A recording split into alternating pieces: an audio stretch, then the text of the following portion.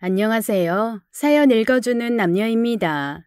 오늘도 와주신 여러분 감사드리며 그럼 오늘의 사연 바로 소개해드리겠습니다. 안녕하세요. 저는 50대 중반의 나이로 복권을 사지 않는 여자입니다.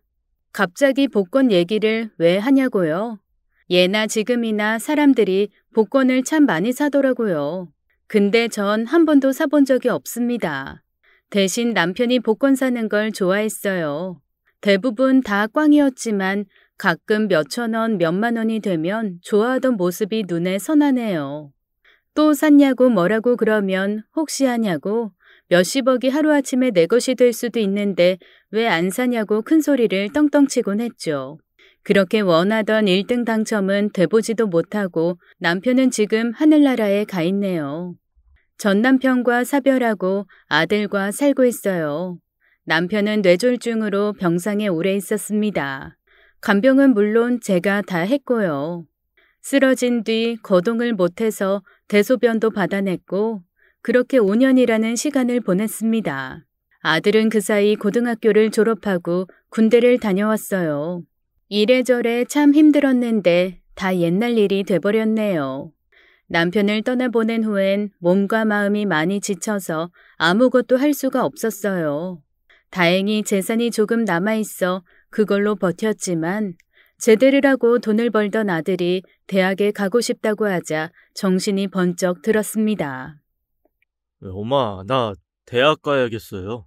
간호사 되려고요. 간호사? 하고 싶은 거 없다더니 진로 정한 거야? 요새 남자들도 간호사 많이 한대요. 선배 형이 하고 있는데 전망도 괜찮고 외국에 나갈 수도 있고 좋대요. 근데 엄마, 대학 가려면 지금까지 모은 돈, 등록금이며 용돈이며 다 써야 해서 생활비 못 드리는데 괜찮아요? 수아나, 무슨 그런 걱정을 해. 엄마 아직 일할 수 있는 나이야. 걱정하지 말고 너 하고 싶은 대로 해. 그때가 남편 떠난 지 4년이 지났을 때였습니다. 전 할 수 있는 일이 없을까 찾기 시작했어요.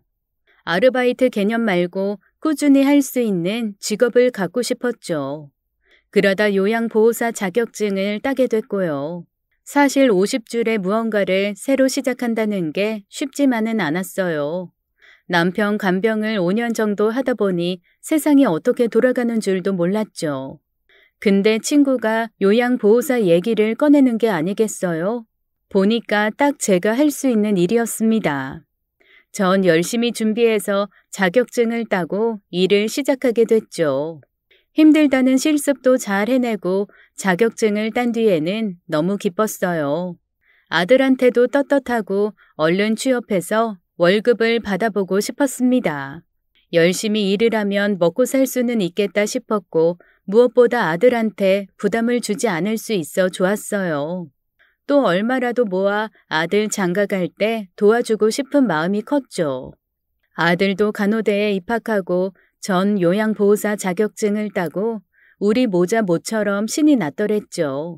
전 업체에서 한 집을 소개받았고 출근 전날 아들과 함께 동네 식당에서 외식을 했습니다. 엄마, 힘들면 언제라도 그만둬요. 괜히 무리하지 말고. 나한테 엄마밖에 없잖아. 엄마 건강이 최고야, 무조건. 힘들어도 버텨야지. 그만두긴 왜 그만둬? 엄마 보기보다 끈질긴 거 몰라? 두고 봐. 엄마 일 열심히 해서 월급도 차곡차곡 모으고 너 장가갈 때 얼마라도 보태줄 거야. 기대해. 다음 날 첫 출근을 하게 됐죠. 주소를 들고 찾아간 곳은 한눈에 봐도 부잣집이었어요. 부자 동네라고 소문난 곳에 담장도 엄청 높고 대문도 고급스러웠죠.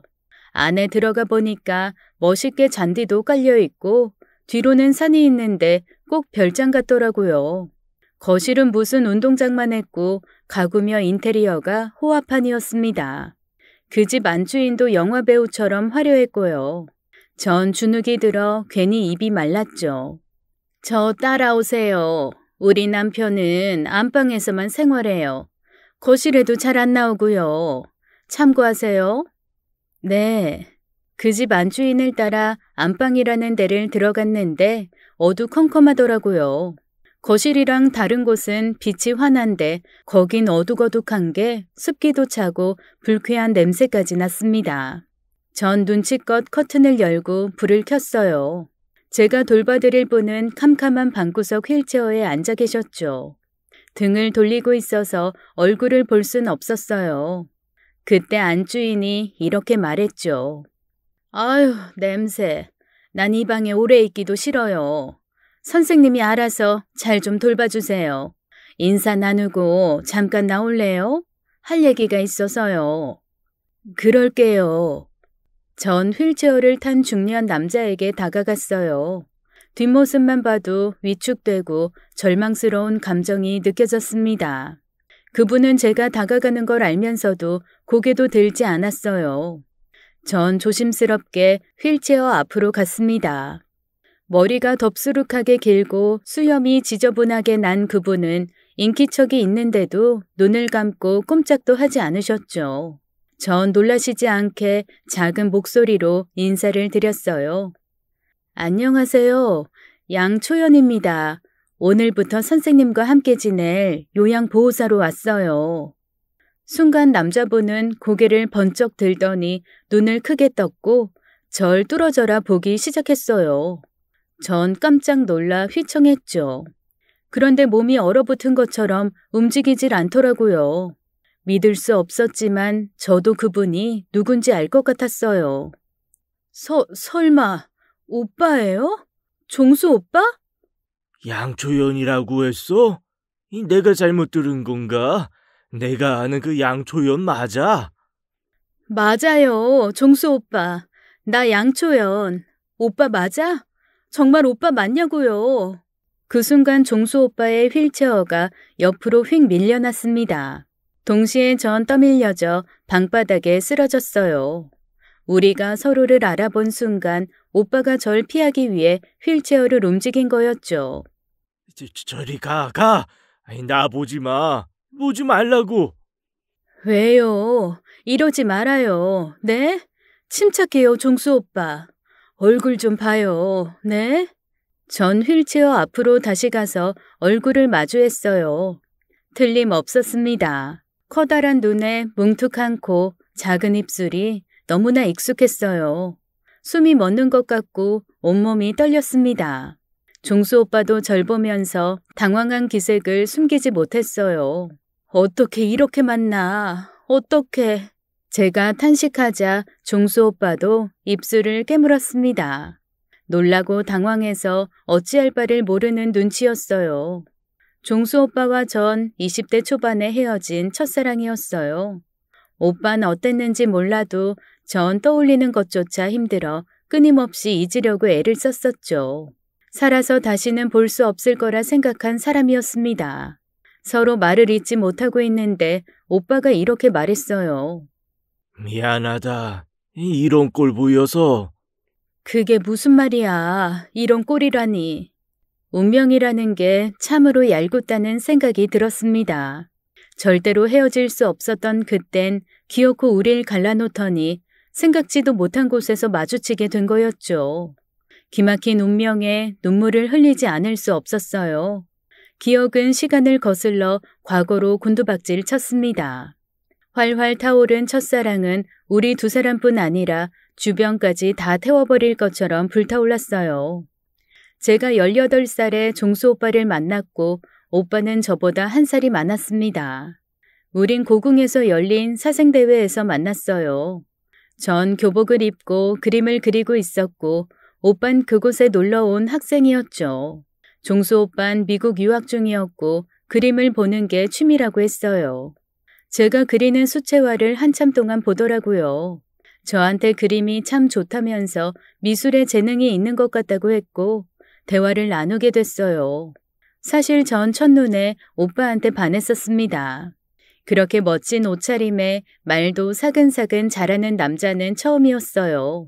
제가 그림을 다 그리고 나올 때까지 오빠는 고궁 앞에서 절 기다렸고 버스 정류장에서 전화번호까지 주고받았죠. 처음 만나 데이트하던 날을 잊을 수가 없습니다. 명동에서 만났는데 오빠는 저한테 돈가스라는 걸 사줬었어요. 칼로 한 입에 들어가게 잘라 입에 넣어주는 게 그게 얼마나 부끄럽던지 오빠가 입고 나온 꽈배기 모양 니트랑 청바지는 또 얼마나 멋있던지 돈가스가 입으로 들어가는지 코로 들어가는지도 모르겠더라고요. 처음 만나 데이트를 하면서 손도 잡고 입맞춤까지 했었죠. 우린 순수하게 사랑에 빠졌고 서로밖에 몰랐어요. 오빤 다시 미국에 들어갔지만 둘 다 상사병이 날 지경으로 보고 싶어 몸살이 날 정도였습니다. 편지로 전화로 서로를 그리워하다 오빠가 방학이 되어 나오면 그렇게 좋을 수가 없었어요. 결국 뜨겁던 사랑의 결실로 전 20살에 아이까지 갖게 됐습니다. 임신 사실을 알고 전 기절하게 놀랐죠. 하늘이 노랗고 앞이 캄캄했습니다. 근데 종수 오빠는 절 끝까지 책임지겠다면서 결혼하겠다고 했어요. 우리 결혼하자, 초연아. 아기 생긴 거 하늘의 뜻이야. 같이 미국 가자. 가서 넌 아기 낳고 난 공부하고 이렇게 된 이상 부모님도 허락하실 거야. 그렇게 우리는 결혼을 약속하게 됐습니다. 하지만 세상 일은 우리 뜻대로 흘러가지 않았어요. 부모님의 반대가 심했습니다. 종수 오빠네선 저를 사람 취급도 하지 않았죠. 서럽고 힘든 일이 파도처럼 밀려오기 시작했어요. 종수 오빠네 집은 지역에서 알아주는 부잣집이었죠. 아버지는 운수회사 대표였고 친가는 정치인 집안, 외가는 교수님 집안이라고 했어요. 반면 저희 집은 별 볼 일 없는 집안이었고요. 부모님은 시장에서 작게 장사를 하고 계셨어요. 제게 아이가 생겼다는 사실에 오빠네선 난리가 났습니다. 무슨 일이 있어도 아기는 지키자, 서로에 대한 사랑은 변치 말자 손가락까지 걸고 약속했지만 전 두렵고 떨렸어요. 하루는 그 대궐 같은 집에 혼자 불려갔죠. 종수 오빠 모르게 오라고 해서 몰래 간 거였습니다. 대문 안에 들어서자마자 전 머리채를 잡혀 어디로 끌려 들어갔어요. 아기가 뱃속에 있었는데도 인정사정 없었습니다. 제 머리채를 잡은 사람은 다름 아닌 종수 오빠의 어머니였어요. 너냐? 우리 종수 홀린 여시가? 이 앙큼한 것. 종수 우리 집안 독자야. 3대 독자. 너 돈 냄새 맡고 우리 종수 만났지? 우리 종수 어떻게 꼬셨어? 아니에요. 절대 그런 거 아니에요. 네 말을 어떻게 믿어? 아유 분해. 내가 이 꼴 보기 싫어서 우리 종수 미국에 유학 보냈는데 어떻게 달라붙었을까 몰라. 당장 헤어져라. 자, 여기 돈 줄 테니까 이걸로 쥐도새도 모르게 여길 떠나. 안 그럼 뒷감당 안 될 거야. 알았어? 어머니, 죄송해요. 저 못 떠나요. 뱃속 아기 종수 오빠 아이예요. 노여움 푸시고 용서해 주세요. 제발요. 종수 오빠 어머닌 제 말을 절대 믿지 않았죠. 전 어딜 도망갈 용기도 없었고 뱃속에 아기가 있었기 때문에 오빠랑 헤어질 생각도 없었습니다. 하지만 혼자서 그 수모를 감당할 수가 없었어요. 종수 오빤 부모님께 대들었죠. 절대로 저랑 헤어질 수 없다고. 자꾸 그렇게 나오면 못 찾을 곳으로 도망치겠다고 하니까 종수 오빠의 부모님은 더 불같이 화를 내셨죠. 오빤 저한테 신신당부를 했어요. 절대로 자기 없이 어머님이나 아버님을 만나지 말라고요. 알겠다고 했지만 어린 전 그분들의 계략에 당할 수밖에 없었죠. 어느 날 길을 가는데 새카만 차가 옆에 섰어요. 종수 오빠의 어머니가 차 안에 계셨습니다. 어디 가는 길이니? 나랑 얘기 좀 하자. 제가 머뭇거리니까 그분이 직접 차에서 내렸고 제 손을 잡아 끌었어요. 임산부가 추운 겨울에 그렇게 걸어다니면 쓰나. 어디 가는 길인데 내가 데려다 줄게. 차에 타라. 아니에요. 괜찮습니다. 괜찮긴 내가 안 괜찮아. 그 아이 우리 종수 아이라고 했잖아. 얼른 타. 왜 떨고 그래? 나 그렇게 나쁜 사람 아니다. 어디 가서 따뜻한 차라도 마시자꾸나. 전 어리둥절해서 차에 탔어요. 그러나 차는 도시를 벗어나 고속도로를 달리기 시작했고 탈출하려고 했지만 실패하고 말았죠. 전 남자들의 손에 이끌려 폐건물 지하 창고 같은 곳에 갇히게 됐어요. 제가 울면서 매달리니까 그분은 절 뿌리치면서 이렇게 말했습니다. 그러게 분수를 알고 나대야지.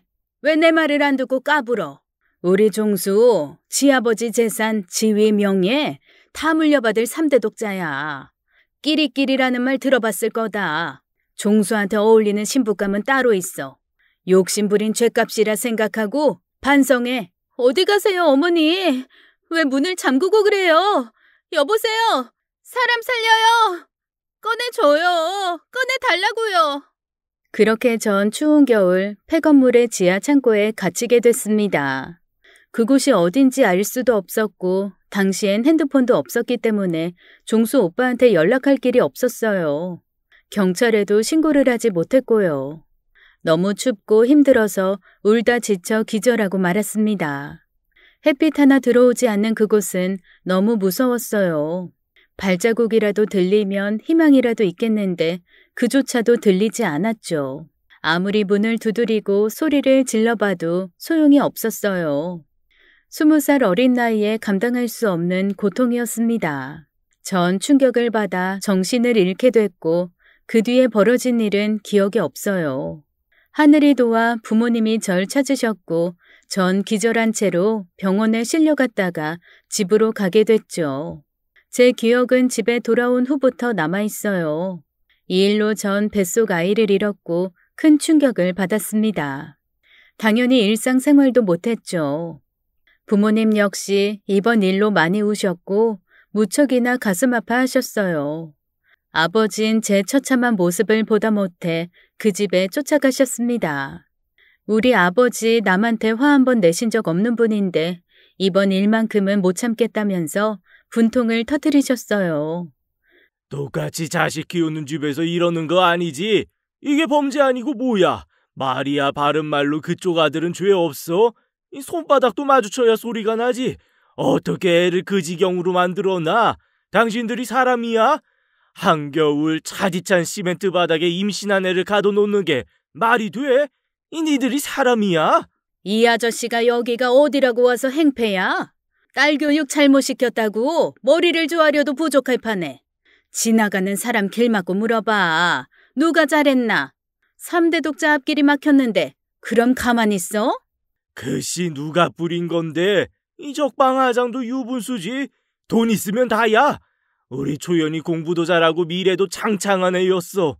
당신네 그 잘난 아들이 건들지만 않았어도 우리 초연이 얼마든지 잘 살았어. 감옥에 갈 일 저질러 놓고 뭐가 어쩌고 저째. 이 사람 같지도 않은 것들 같으니라고. 아주 동네방네 소문을 내지 그래? 그렇게 귀한 딸내미 혼전 임신의 유산까지 했다고. 참 장하다 장해. 아버진 분을 못 참고 눈에 보이는 건 다 때려 부숴버렸다고 했죠. 그렇게 불행이 시작됐습니다. 아이를 잃은 전 거의 미쳐버렸고 종수 오빠가 찾아와도 울기만 했어요. 한동안 말도 안 나오더라고요. 전 밤마다 뒤척이며 생병을 앓았어요. 그리고 어느 날 밤 부모님이 나누는 얘기를 들었습니다. 무조건 이 동네를 떠야 한다고. 그래야 제가 살 수 있다는 거였어요. 그 다음 날 밤 갑자기 우리 집은 이사를 떠났죠. 꼭 야반도주 하는 것처럼 동네를 떴어요.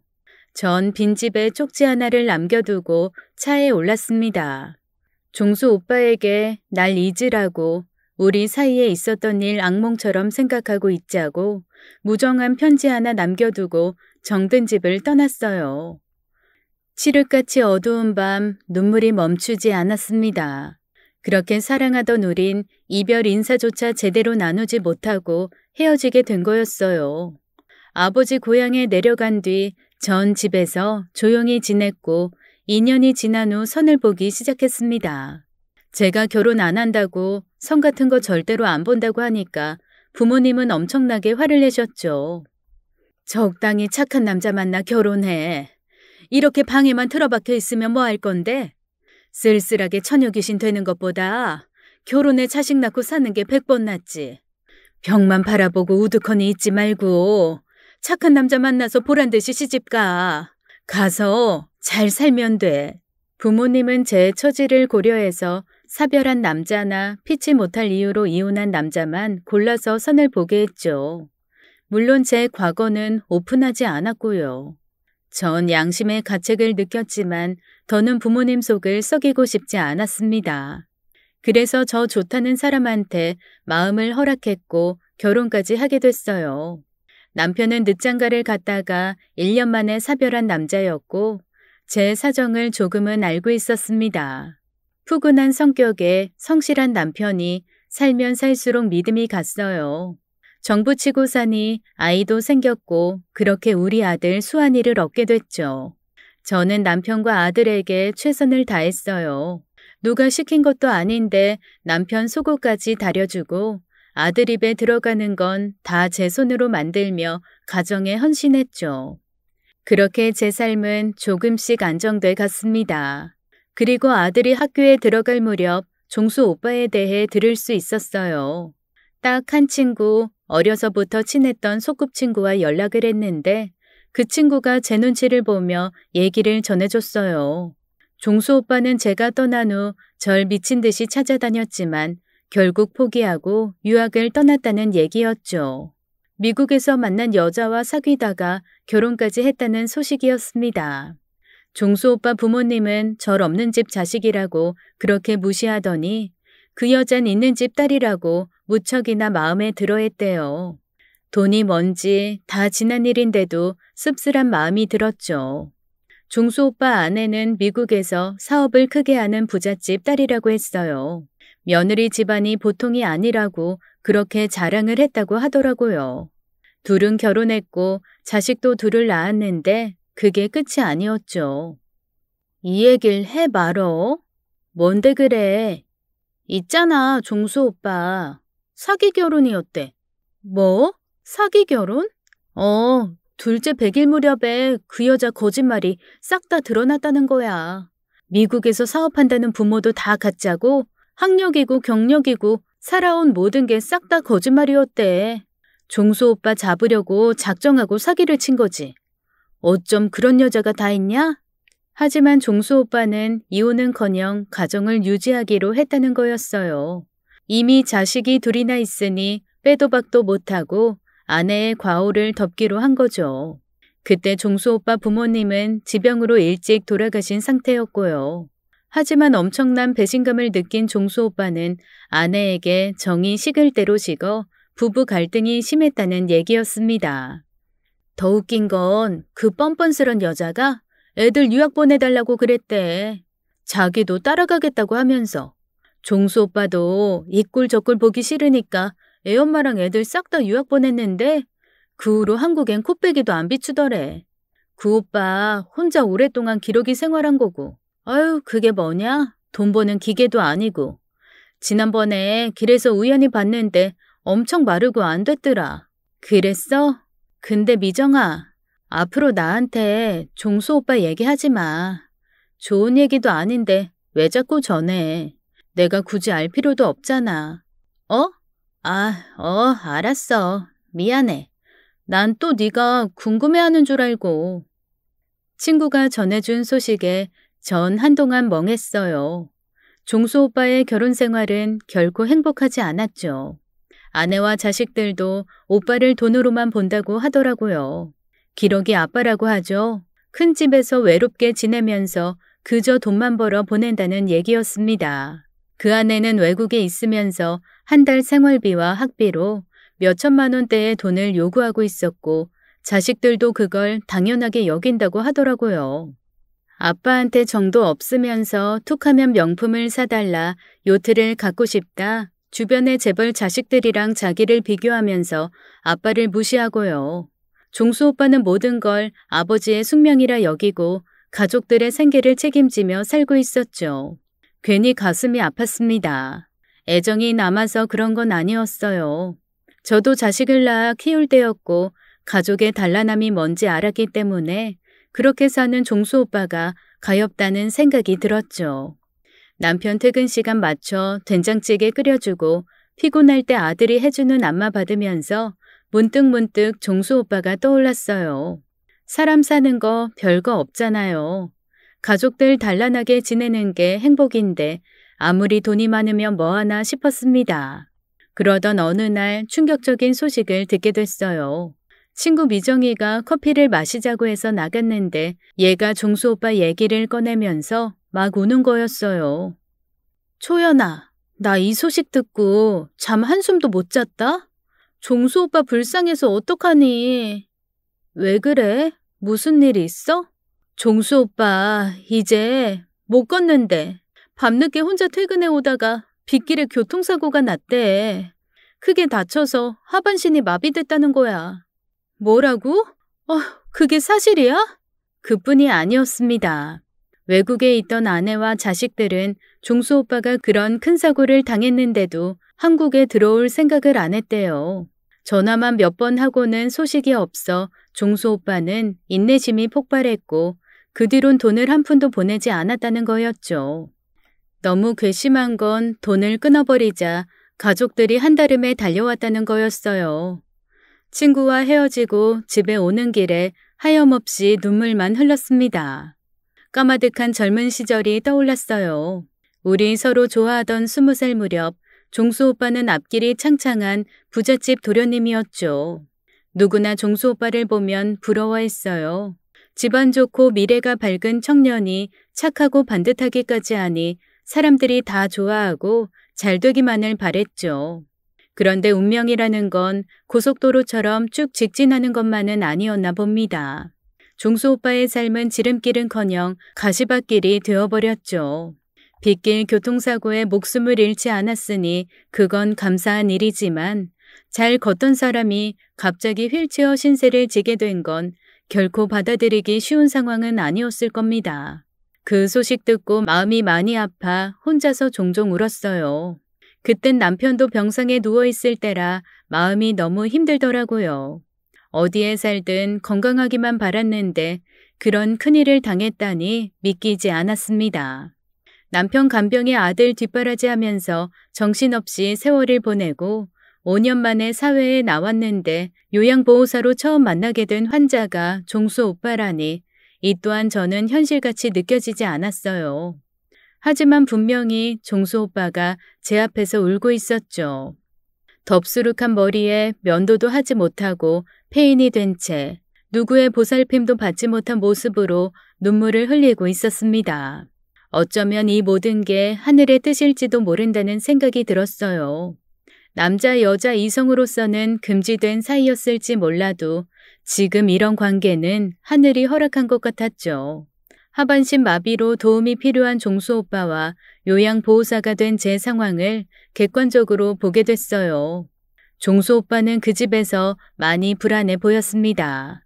가장이었고 그 큰 집의 주인인데도 편안해 보이지 않았어요. 그 이유는 시간이 지나면서 자연스럽게 알게 됐죠.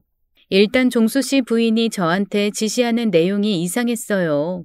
남편 앞에서는 슬픈 표정을 지으면서 잘 부탁한다고 하더니 나중엔 절 따로 불러내서 이런 말을 했죠. 아줌마, 너무 열심히 일할 필요 없어요. 냄새만 안 나게 저 사람 대소변 처리만 잘해줘요. 네? 그게 무슨 말씀이세요? 우린 저 사람 포기한 거나 마찬가지니까 운동이니 산책이니 쓸데없는 짓 안 해도 된다고요. 괜히 힘들이지 말고 화장실 처리만 잘해줘요. 무슨 말인지 알죠? 정말 충격이었습니다. 가만 보니 이 집안은 종수 씨 아내가 왕이었어요. 가족들이 온 집안을 활개치고 다녀도 종수 씨는 1층 안방에 틀어박혀 지냈죠. 그 사람은 거의 왕따나 다름없었어요. 하루 종일 자식이나 아내는 안방 근처에는 오지도 않았습니다. 그 방만 뚝 떨어진 섬 같았어요. 외식도 자기들끼리 하고 맛있는 것도 재미있는 것도 다 자기들끼리만 즐기는 게 당연한 분위기였습니다. 종수 씨는 자신의 처지를 한탄하고 있었어요. 왜 그런 말을 해? 다 할 일이 있으니까 그렇겠지. 애들도 학교 다니느라 바쁘고. 내가 뭐 바보 천지인 줄 알아? 마누라고 자식이고 다 내가 귀찮은 거야. 눈에 가시겠지. 차라리 내가 죽기를 바랬을지도 몰라.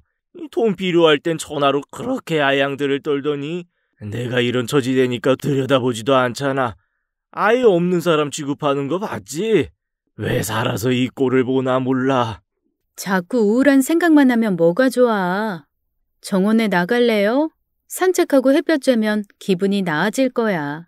싫어. 안 나가. 난 여기가 편해.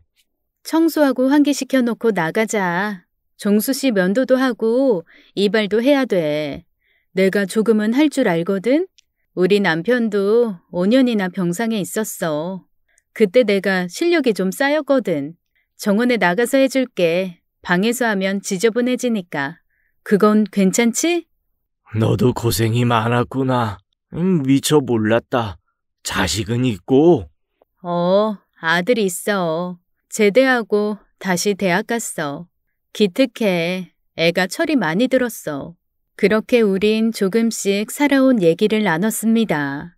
너무 좋아하던 시절에 겪은 아픈 얘기는 꽁꽁 숨겨놓고 그 이후의 이야기만 했던 것 같아요. 서로 애틋한 마음이 남은 건 아니었습니다.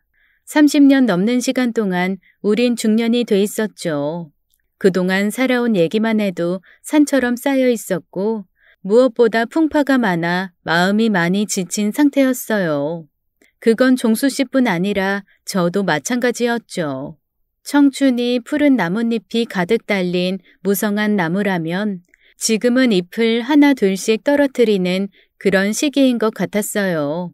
우린 각자 겪은 세상의 풍파를 묵은 먼지처럼 조금씩 털어냈습니다. 물론 종수 씨 가족들은 우리 관계를 몰랐어요. 알 필요도 없었지만 무엇보다 그들은 우리에게 관심이 없었죠.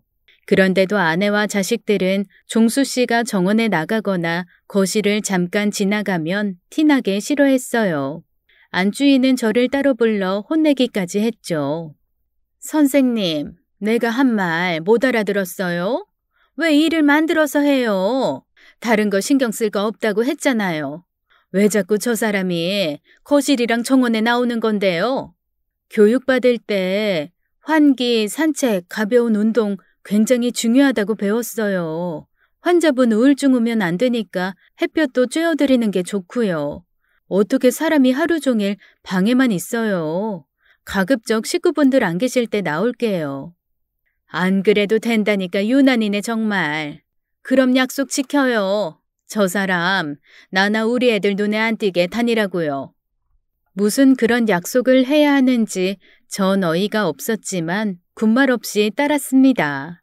종수 씨는 사고 후 걷지 못하게 되면서 많이 우울해했어요. 가족들에게 왕따까지 당하니 왜 살아야 될지 모르겠다는 말도 자주 했죠. 전 그럴 때마다 용기를 주려고 노력했어요. 오빠보다 더 어려운 상황에서도 열심히 살아간다고 내 앞에서 못난 모습 보이지 말라고 혼돈했죠. 그러던 어느 날 전 기막힌 일을 보게 됐어요. 그날은 종수 씨 컨디션이 무척 안 좋은 날이었죠.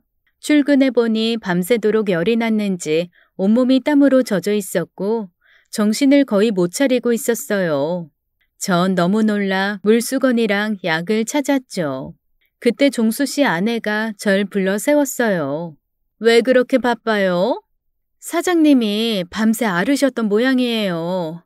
열이 나는데 불안하네요. 열이 더 오르면 병원에 가야 할 것 같아요.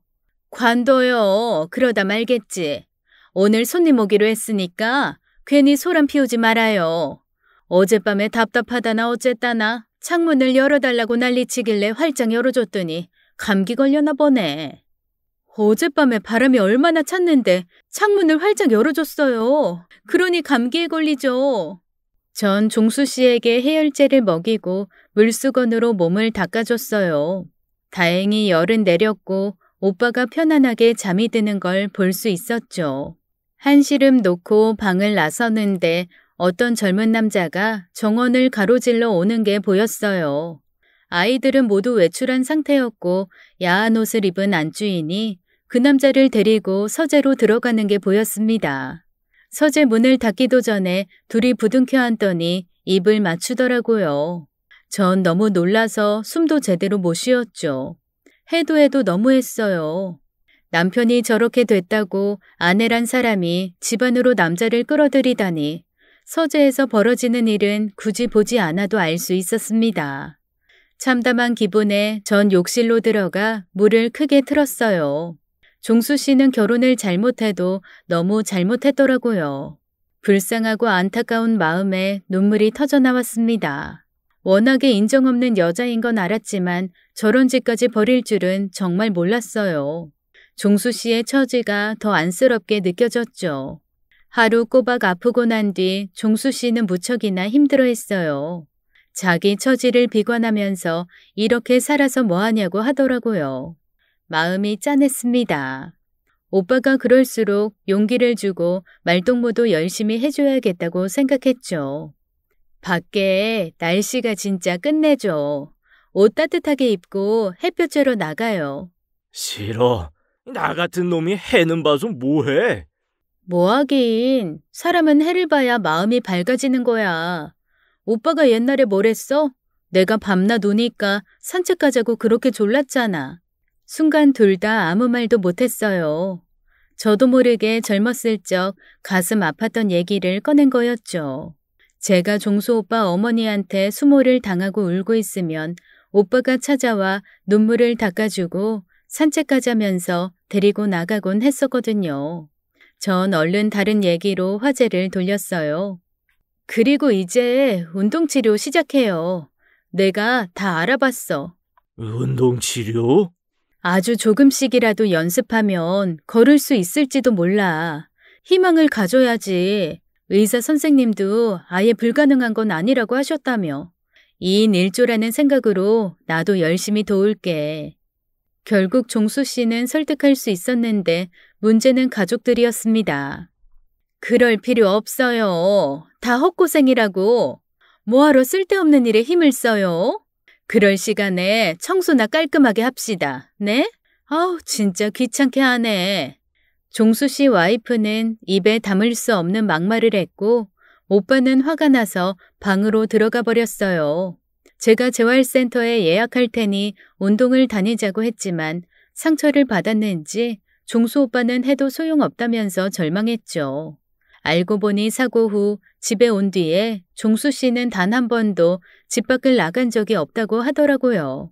아내가 남편을 철저히 감시해 못 나가게 한다고 했는데 이유는 다 재산 때문이었어요. 저 여자, 이 돈밖에 모르는 사람이잖아. 내가 혹시라도 재산 빼돌릴까봐 안 내보내는 거야. 이게 감옥이지 뭐가 달라.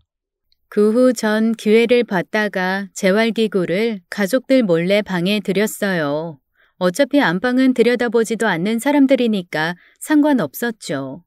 전 매일 조금씩이라도 종수 씨에게 운동을 시켰습니다.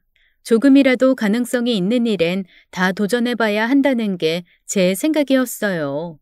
그렇게 시간은 흘러갔고 하루는 종수 씨의 다 큰 자식들이 얘기 나누는 소리를 들었습니다. 아빠 저렇게 100살 넘기는 건 아니겠지? 야, 무슨 그런 말을 해? 말이 씨가 될까봐 무섭다. 아빠만 없어도 지금 당장 회사 하나 차리는 건 일도 아닌데. 넌 게을러 빠진 애가 사업은 되게 하고 싶어 한다. 사업 아무나 하는 거 아니야. 난 내 목 챙겨서 다시 해외로 나갈 거야. 그나저나 아빠 돌보는 아줌마 너무 열심이지 않아? 보기 거북해 죽겠어. 바꿀까? 엄마도 그 얘기하던데. 바꾸면 더 골치 아프다고 그냥 두자던데. 여기서 더 오버하면 내보내는 게 맞지. 아빠 더 건강해지면 곤란해. 내 주머니에 돈 들어올 날이 더 멀어진다는 얘기지. 짐승도 저 녀석들보단 나을 것 같았죠. 오로지 돈. 제 엄마를 닮아서인지 돈밖에 모르는 애들이었습니다. 하나밖에 없는 아빠가 언제 세상 뗄지 죽을 날 계산하는 애들이 사람 같지 않았어요. 전 그날 이후 그 애들을 웬만하면 피해 다녔습니다. 눈이라도 마주치면 등짝을 때리게 될 것 같았죠. 종수 씨한테 아무 말도 안 했지만 자식들에 대해서도 오빠는 포기한 것 같았습니다. 그렇게 시간이 흘렀고 기쁜 일도 생겼어요. 종수 씨는 운동 시작한 지 6개월 만에 휠체어에서 일어나게 됐습니다. 된다. 조심해요, 오빠. 이거 봐. 오빠 완전히 서 있잖아. 일어났잖아요. 축하해요. 오빠는 피나는 노력 끝에 일어날 수 있게 됐고 그날 우린 손을 잡고 엉엉 울었습니다. 이날이 오기까지 무려 6개월이라는 시간이 걸린 거였죠. 종수 오빠는 포기하겠다고 할 때도 많았지만 그때마다 제가 격려하고 용기 내라고 할 수 있다고 해줬고요. 그날 퇴근하려고 준비를 하는데 오빠가 절 불렀어요. 그리고 뭘 주더라고요. 이게 뭐예요? 에그머니나, 아니, 이게 뭐예요? 전 봉투 안에 든 걸 보고 기절 초풍했습니다. 그 안엔 1억짜리 수표가 있었어요. 받아도 내 성이야. 고맙다, 조연아. 너 아니었으면 나 아무것도 못했을 거야. 말로는 고마운 마음을 다 표현도 못하겠고 이거라도 주고 싶어. 가져가. 왜 이래요? 나 월급 받고 있는데 이게 다 뭐예요? 그리고 1억이 무슨 말이야? 나 못 받아. 다시 넣어둬요. 너 안 가져가면 나 이거 찢어서 버린다. 그 아까운 걸 왜 찢어, 오빤? 아휴, 1억이라니 보고도 못 믿겠네.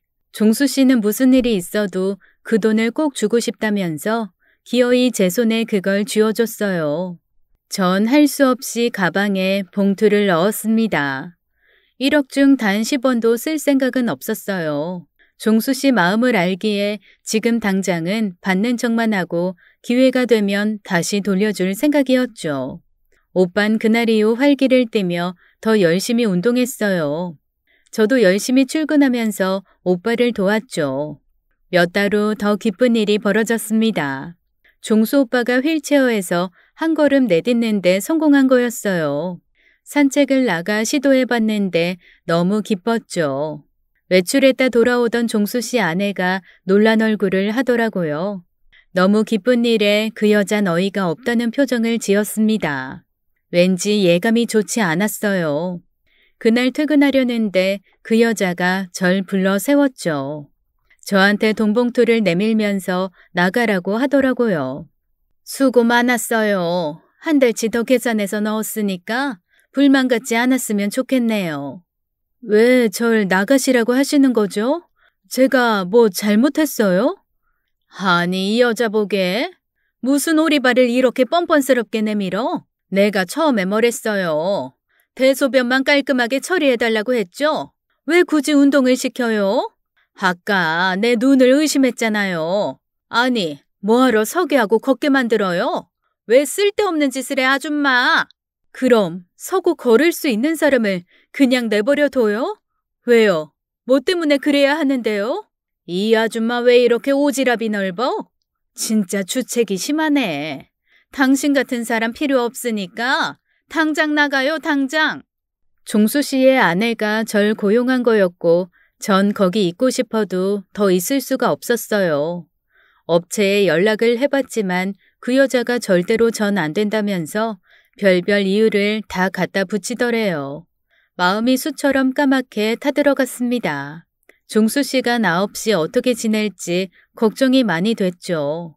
그렇게 3일이 지난 어느 날 모르는 번호로 전화가 왔어요. 이상한 예감에 전화를 받았더니 종수 씨였어요. 새로운 요양보호사의 전화로 거는 거라면서 집 비밀번호를 알려주더라고요. 며칠 만에 본 오빠는 힘들었는지 얼굴이 말이 아니었습니다. 그러면서 하는 말이 절 개인적으로 고용하겠다고 하더라고요.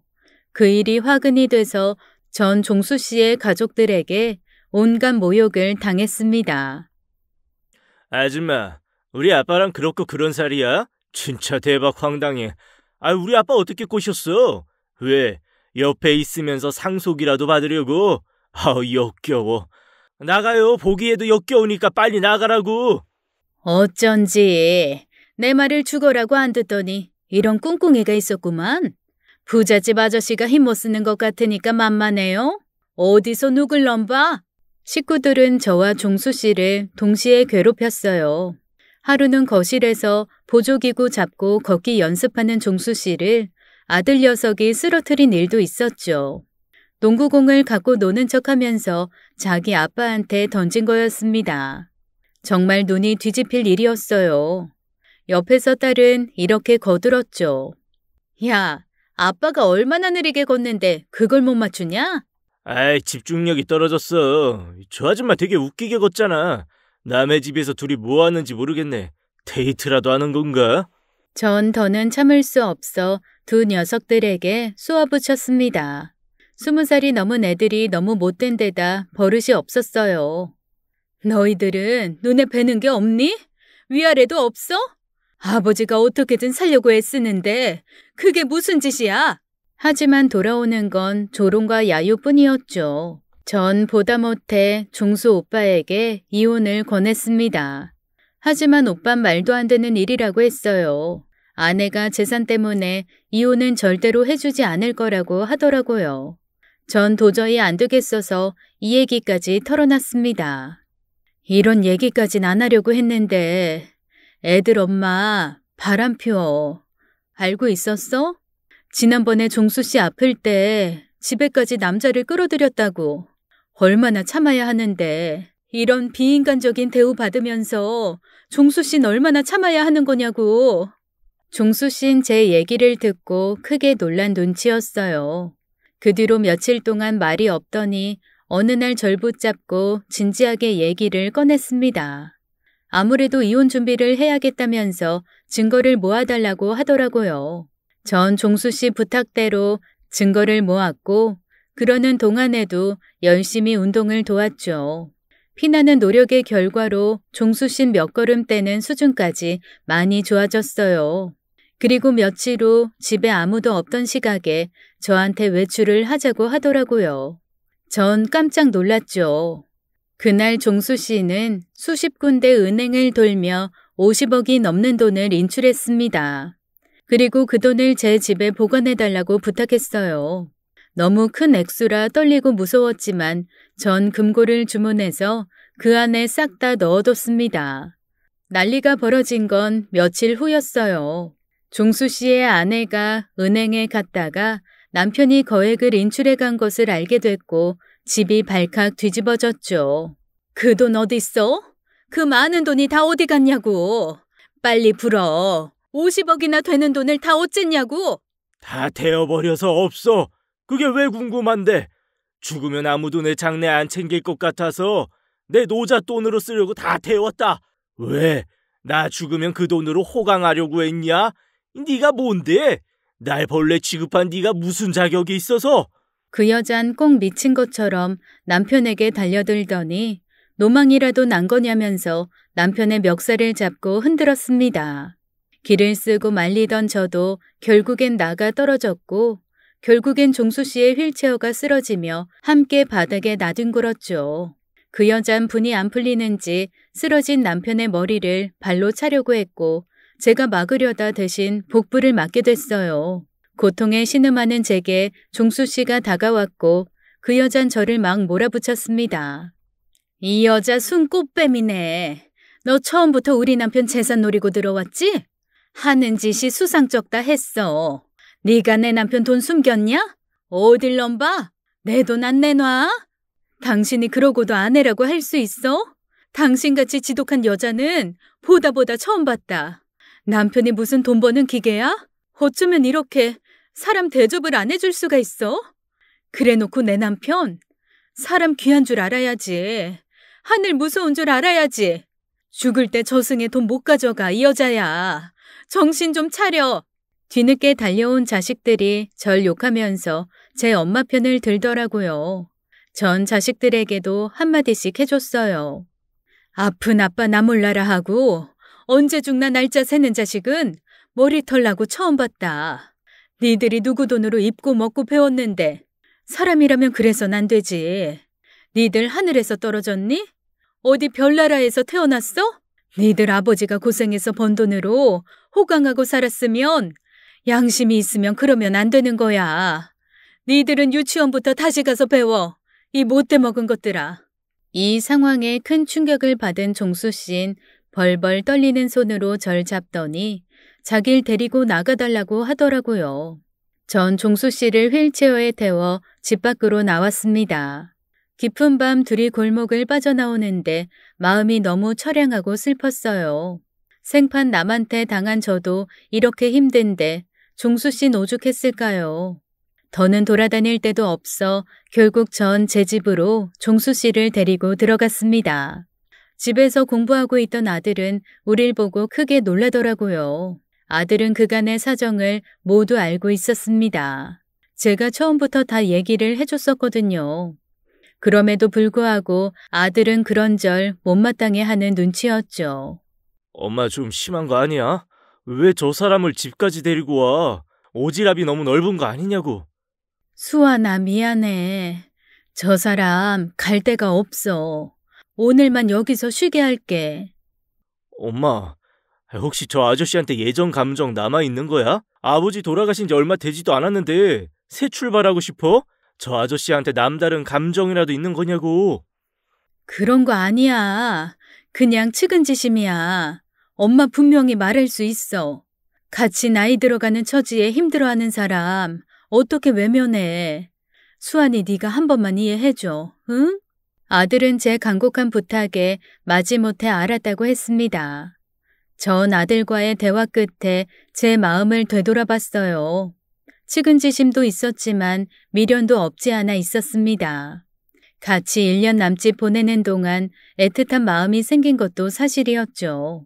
괜히 아들한테 그리고 하늘에 있는 남편에게 미안한 마음이 들었습니다. 이래선 안 되는데 그런 생각과 함께 막연히 죄책감 같은 게 느껴졌어요. 그럼 제가 의심할 만한 행동은 하지 않겠다고 약속해요. 나 아버지 아들이야. 내가 이러는 거 엄마가 이해해줘야 해. 알았어, 아들. 엄마 경솔한 짓 안 해. 고맙다. 전 아들에게 눈치가 보이기도 하고 한편으론 종수 씨를 집에 오래 두고 싶어서 전보다는 좀 거리를 두고 대했어요. 종수 씨 집에서 자상하게 이것저것 챙겨주던 것과 달리 혼자 하게끔 내버려 두는 것도 많았죠. 솔직히 마음이 좀 복잡하기도 했고요. 종수 씨 며칠을 함께 지내면서 달라진 제 행동에 눈치를 챈 것 같았습니다. 아들과의 관계가 저 때문에 곤란해진 걸 모르지 않았던 거죠. 지금까지 신세만 지고 면목이 없다. 나 혼자 살고 싶어. 집을 좀 얻어줄 수 있을까? 전에 살던 동네에 역 근처로 얻어줘. 거기가 다니기 편해. 저 역시 내키진 않았지만 종수 씨를 위해 적당한 집을 구해줬습니다. 역세권의 생활이 편리한 집을 신경 써서 구했어요. 제가 사는 집에서도 아주 가까운 거리였어요. 종수 씨가 이사를 마친 날 전 고민 끝에 말을 꺼냈습니다. 요양보호사 일을 그만두겠다고 했어요.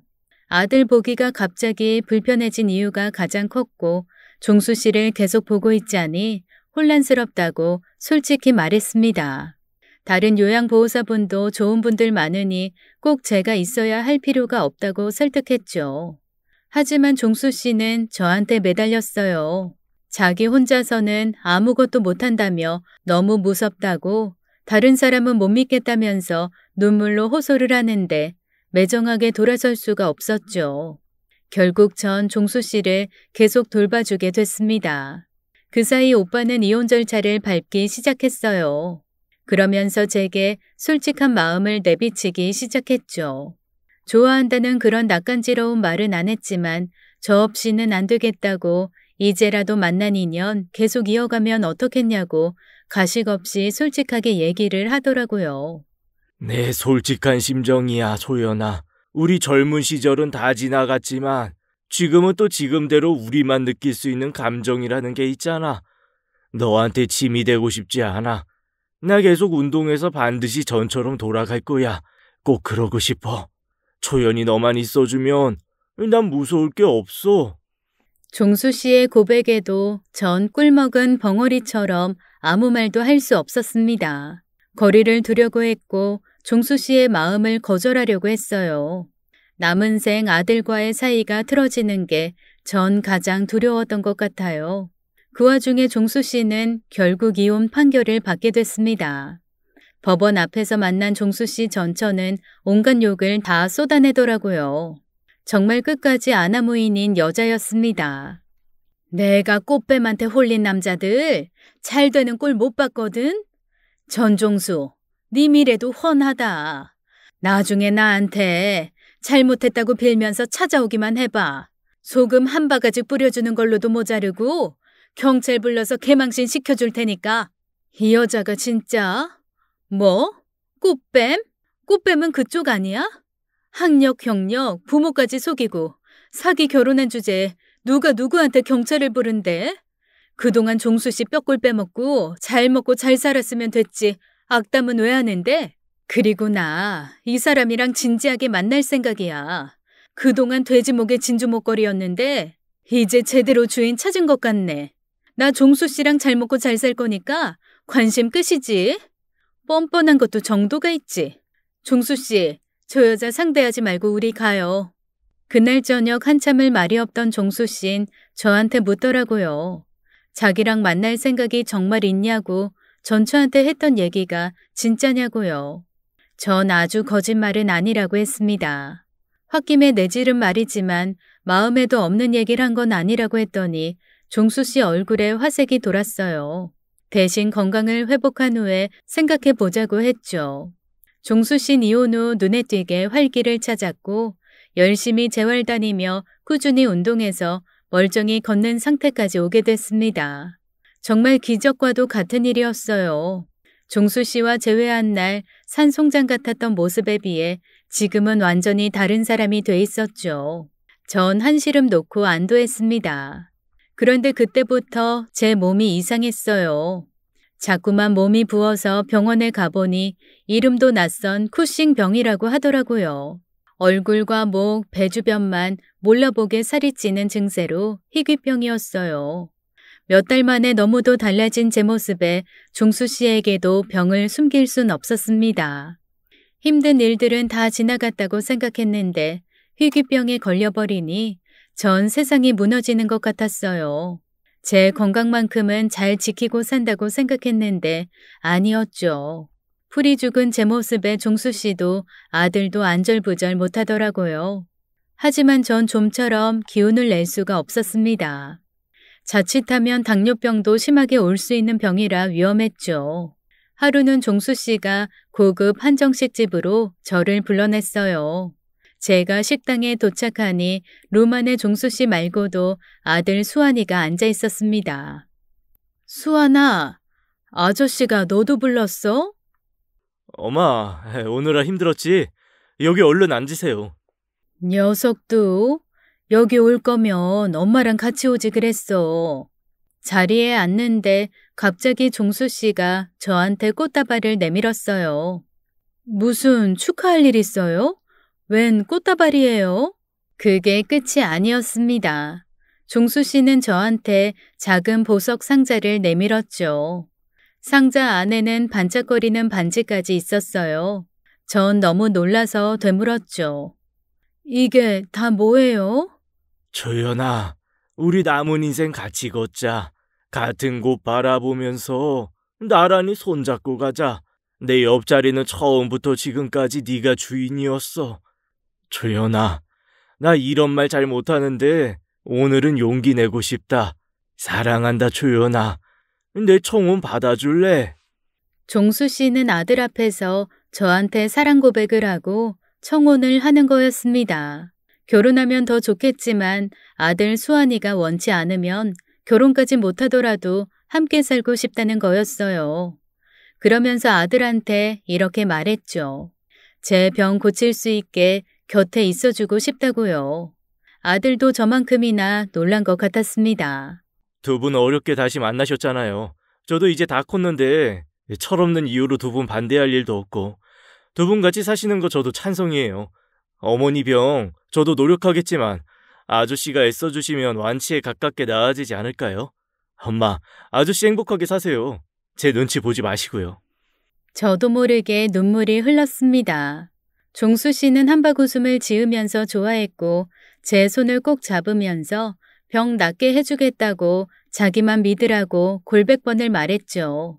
그렇게 우리 셋은 함께 살게 됐어요.